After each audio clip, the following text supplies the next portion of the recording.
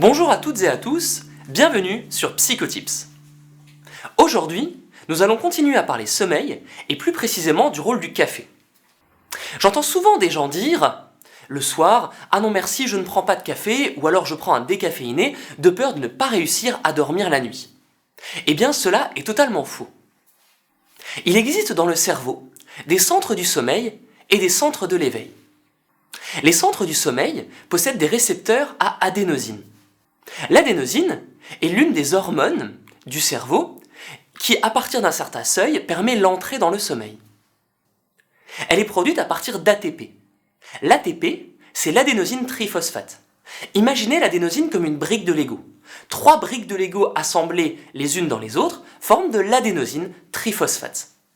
Lorsqu'on fait une activité physique durant la journée, notre corps utilise l'ATP. L'ATP va se fragmenter, créer de l'adénosine.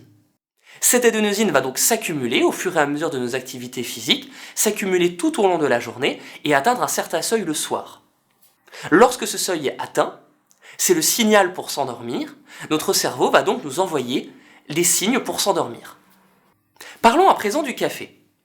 C'est un antagoniste de l'adénosine, c'est-à-dire qu'il va aller se fixer sur les centres du sommeil, sur les récepteurs à adénosine, et va empêcher l'adénosine de s'y fixer. Si vous prenez un café à 23h, l'adénosine a déjà occupé tous les récepteurs. Un peu comme si vous étiez en voiture, que vous allez dans un parking, le parking est plein, la voiture repart.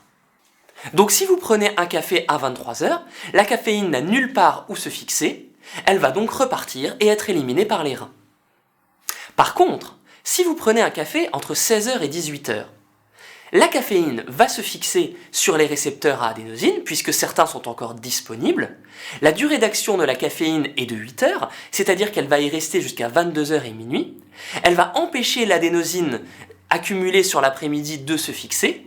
Les signes du sommeil n'arriveront pas, le seuil d'adénosine ne sera jamais atteint, et donc vous ne pourrez pas vous endormir. Il existe néanmoins une grande variabilité interindividuelle.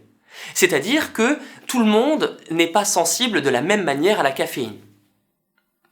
Il existe également d'autres mécanismes qui induisent le sommeil. Pour cela, je vous laisse aller voir ma vidéo sur l'insomnie. Voilà, j'espère que le rôle du café dans le sommeil est plus clair pour vous. Je vous souhaite bon courage dans vos révisions et à très bientôt sur Psychotips.